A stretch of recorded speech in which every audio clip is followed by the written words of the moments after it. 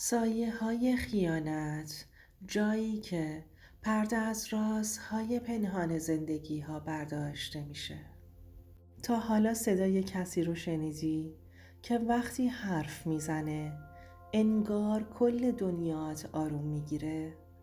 حالا تصور کن همون صدا یه روزی تموم دنیات رو نابود کنه. اسم من نازنینه، متولد 1376، بزرگ شده یه شهر کوچیک و سبز شمالی، کنار جنگل و بارون و بوی خاک. از همون بچگی یه دختر احساساتی بودم، عاشق قصه ها، عاشق خنده های مامان، عاشق عطر موهای بابا وقتی خسته از سر کار برمیگشت خونه. اما چیزی که بیشتر از همه تو وجودم بود اعتماد بود. من از اون بچه هایی بودم که به هر کس یه ذره بهم محبت می کرد دل می دادم. اینو بگم که نه ساده لوح بودم نه احمق. فقط دلم میخواست خوبی کنم. دلم میخواست عشق ببینم. خانوادمون یه خانواده معمولی بود. نه خیلی فقیر، نه خیلی پولدار. ولی عشق بینمون زیاد بود. مامانم همیشه بهم میگفت نازنین، تو فرق داری. مواظب قلبت باش، راحت میشکنه. و خب نشد که بشه. 18 سالم که شد با دختر داییم رفتم بازار واسه خرید. اونجا بود که برای اولین بار آرش رو دیدم. وای خدا، انگار همه رویاهای دخترونم یه دفعه با یه نگاه زنده شدن. موهای مشکی، تعریش تمیز، عینک آفتابی بالا زده روی پیشونی و اون لبخند لعنتی. یه جوری نگام کرد که انگار از 100 سال پیش منو میشناسه. 2 روز بعد اتفاقی دوباره دیدمش. بعدم خودش اومد جلو. اولش معذب بودم، ولی اونقدر محترمانه برخورد کرد که تو دلم گفتم نازنین، این آدم فرق داره. شمارم رو گرفت. چند روز بعد تماس گرفت. حرف زدیم، خندیدیم، از گذشتمون گفتیم. منم کم کم عاشق شدم. نه، واقعا عاشق شدم. مامانم زیاد راضی نبود. یه جور حس مادرانه داشت که میگفت این پسر خیلی حرفه‌ای حرف میزنه. ولی من گفتم مامان، دلم میخواد امتحانش کنم. بذار خوشبخت شم. 1 سال عقد کردیم. بعدش عروسی گرفتیم. خونه گرفتیم تو شهر. اون شد مغازه‌دار و منم شدم یه زن خونه دار. از همونا که دلش به چای عصرونه و عطر قرمه سبزی خوشه. دلم میخواست همه وجودم رو بدم به این زندگی. آرش هم اوایل همه چیم بود. دوست، رفیق، شوهر، حامی. حتی شبایی که خسته می اومد خونه بازم حواسش به من بود. دستمو می گرفت، لبمو می بوسید، می گفت نازنین، تو نعمت زندگی منی. و من ساده دل باور کرده بودم. نمیدونستم قرار یه روز همون صدا، همون مرد کاری کنه که تیکه تیکه بشم. هیچ چیز تو زندگی یه زن دردناکتر از این نیست که یه روز همون مردی که بهش تکیه کرده بودی بشه دلیل لرزش قلبت. نه از عشق، از شک. اولای زندگیمون همه چی خوب بود، ساده ولی شیرین. از همون زندگی هایی که توش گاهی خسته‌ای، گاهی غر میزنی، ولی تهش میخوای برگردی به همون آغوش آشنا. آرش همیشه گوشی دستش بود، ولی خب کی این روزا دستش نیست. منم حساس نبودم. حتی رمز گوشیشم بلد بودم. یعنی فکر می کردم که بلدم. یه روز یهو رمزش عوض شد. گفتم چرا رمز گوشی تو عوض کردی؟ با خنده گفت آه نازنین، امروز یکی از بچه ها شوخی کرد تو مغازه. منم گفتم رمزش رو عوض کنم. چیزی نشده که. گفتم باشه. ساده گذشتم. مثل همیشه. ولی کم کم اون آرش همیشگی یه جوری غریبه شد. قبلا شبها وقتی از مغازه می اومد با ذوق تعریف می کرد که فلانی اومده، فلانی گوشی فروخته، شوخی کرده بودن. الان فقط می گفت خستم، حوصله ندارم، بذار یه چای بخورم. بیشتر سرش تو گوشیش بود. کمتر نگاهم می کرد.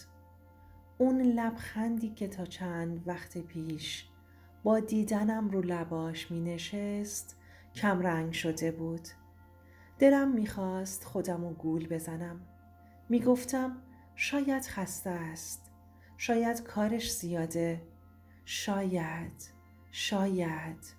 شاید من زیادی حساسم. یه شب داشتم خونه رو مرتب می کردم. یک کاغذ کوچیک لای دفتر قدیمی آرش افتاده بود. روش فقط یه شماره بود با یه قلب کوچیک کنارش. زنگ نزدم. دنبالش نرفتم. ولی یه حس عجیب اومد سراغم. یه حسی که انگار یه چیزی داره از دستم میره. ولی نمیدونم چی. چند روز گذشت تا اون شب لعنتی. شب جمعه بود. داشتم ظرفا رو میشستم. از اون لبخندایی رو لبش بود که مدتها بود ندیده بودم. ولی نه برای من. چند دقیقه بعد صدای نوتیف گوشیم اومد. باز کردم. یه وایس از آرش. تعجب کردم. چون چند متر اون طرفتر نشسته بود. پخش کردم و همون لحظه انگار مغزم داغ شد. دستام یخ کرد. قلبم ترک خورد. عاشقتم عزیز دلم. دیشب همش بهت فکر می کردم. بوی موهات هنوز تو ذهنمه. دلم برات تنگه. امشب هر جور شده صداتو میخوام بشنوم. صدام در نیومد. انگار دنیا دور سرم میچرخید. فقط نشستم. خشکم زد. دوباره گوش دادم. صداش بود. همون صدای مرد زندگی. همون که حالا داشت با یه زن دیگه با اون لحن حرف میزد. اون وایس اشتباهی فرستاده شده بود. آره، اشتباهی. و همون اشتباه کل زندگی ریخت به هم. میدونی بعضی چیزا رو نمیتونی پاک کنی.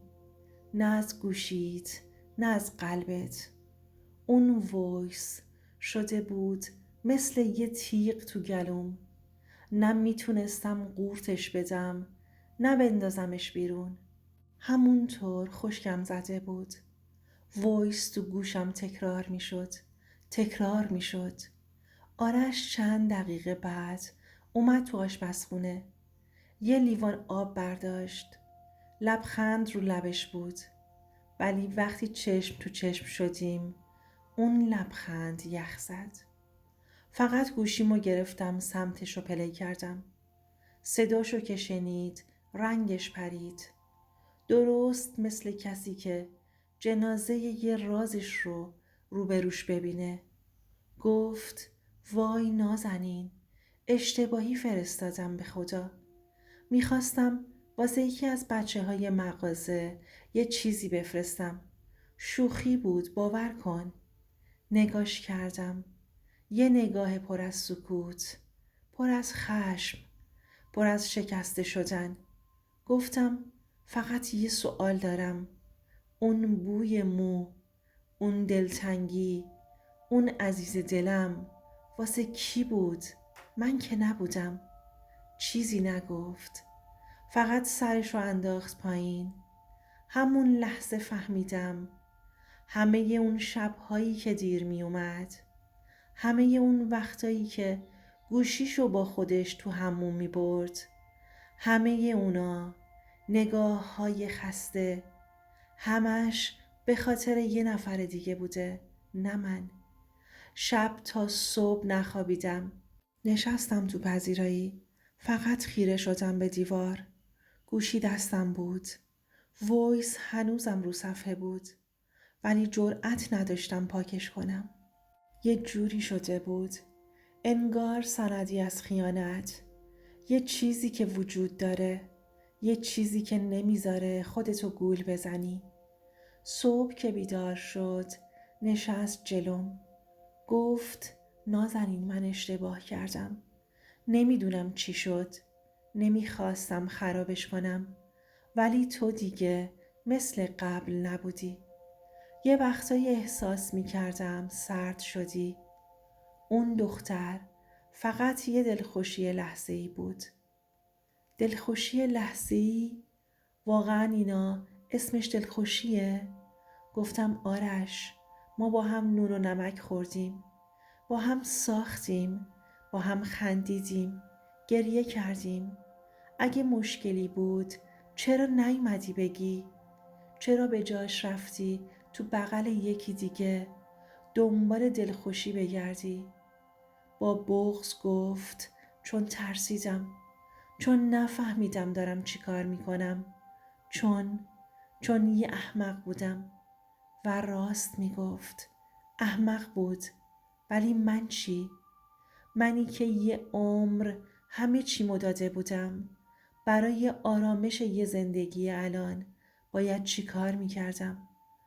اون روز واسه اولین بار تصمیم گرفتم برم یه چند روزی خونه مامانم. بدون دعوا، بدون جیغ، بدون حتی یه کلمه بد. فقط گفتم من نیاز دارم فکر کنم. به خودم، به تو، به همه چی. اونم فقط سرشو تکون داد.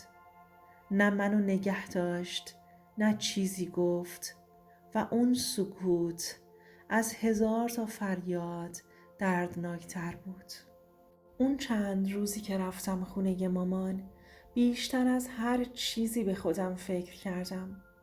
مامان با نگرانی نگام میکرد. هیچ چیزی نمیپرسید. ولی تو نگاش 1000 تا سوال بود. آخر یه شب که سر سفره شام فقط هول میزدم غذا رو بخورم پرسید نازنین، آرش حالش خوبه؟ لبخند زورکی زدم و گفتم خوبه مامان، فقط یکم خستم. ولی مگه میتونستم بگم چی شده؟ چی میگفتم؟ میگفتم شوهرم یه وایس عاشقونه برای یکی دیگه فرستاد، بعد اشتباهی اومد واسه من. میدونی آبروم جلوم نایستاده بود. فقط دلم بود که داشت تیکه تیکه میشد. شبای اون روزا خیلی عجیب بودن. یهو گریم میگرفت. یهو با خودم حرف میزدم. یهو عکسای عروسیمون رو نگاه میکردم و میپرسیدم کجای راه و اشتباه رفتم. اما یه چیز تو دلم روشن شد. من یه زنم. یه زنی که از 19 سالگی زندگی رو با دستای خودش ساخته بود. من اجازه نمیدم یه اشتباه، یه خیانت همه ی وجودم رو نابود کنه. یه شب تصمیم گرفتم به آرش پیام بدم. نوشتم ما باید حرف بزنیم. نه برای اینکه همه چی رو درست کنیم، بلکه برای اینکه هر دومون بدونیم از اینجا به بعد چی در انتظارمونه. فرداش برگشتم خونه. همه چی مثل همیشه بود. ولی من دیگه مثل قبل نبودم. نشستیم روبروی هم. بدون جیغ، بدون بغض، فقط حرف زدیم. بهش گفتم ببین آرش، من دیگه اون نازنین ساده نیستم. حالا دیگه میدونم که اگه قراره توی این زندگی بمونم باید مطمئن باشم که این آخرین اشتباهته. باید بدونم اون زن دیگه هیچ جایی تو قلب و زندگی تو نداره. گفت تمومش کردم نازنین. به خدا از روزی که اون وایس رفت دستت حتی یه پیامم رد و بدل نکردیم. گفتم حرف کافی آرش. از اینجا به بعد فقط عمل میتونه اعتماد منو برگردونه. وگرنه هیچ چیزی برای موندن وجود نداره. اون شب خوابیدیم. من با دل پر از شرط و اون با دل پر از ترس. از همون روزایی که حرف زدیم زندگیمون دیگه مثل قبل نشد. آرش سعی میکرد بیشتر باشه، بیشتر گوش بده، بیشتر بفهمه. ولی من هم دیگه اون دختر ساده قبلی نبودم که هر چی میگفت باور کنم. هر قدمش زیر نظرم بود. هر حرفش رو چک میکردم. یه جورایی مثل دوتا غریبه‌ای بودیم که توی خونه گیر کرده بودند. یه روز نشستم روبروی آینه. به خودم نگاه کردم. پرسیدم نازنین تو چی میخوای؟ این زندگی رو با یه دنیا بی‌اعتمادی؟ با خودم رو راست شدم. من حق دارم دوست داشته باشم. اما بیشتر از همه حق دارم به خودم احترام بذارم.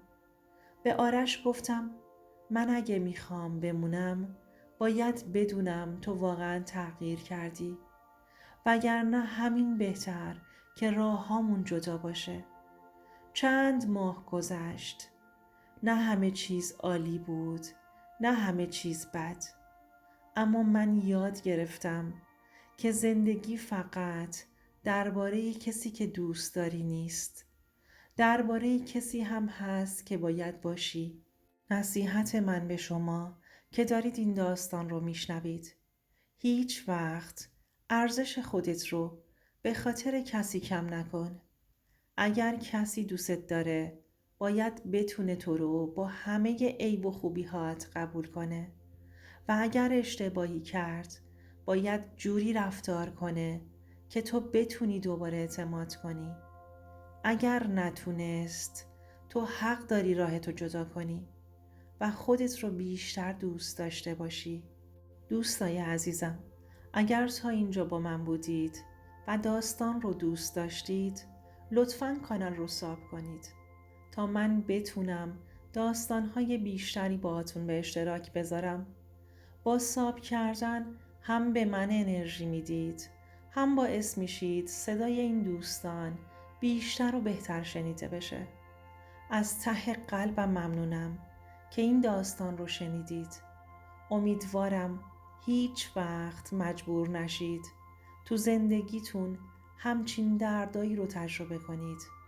اما اگر شدید بدونید که تنها نیستید.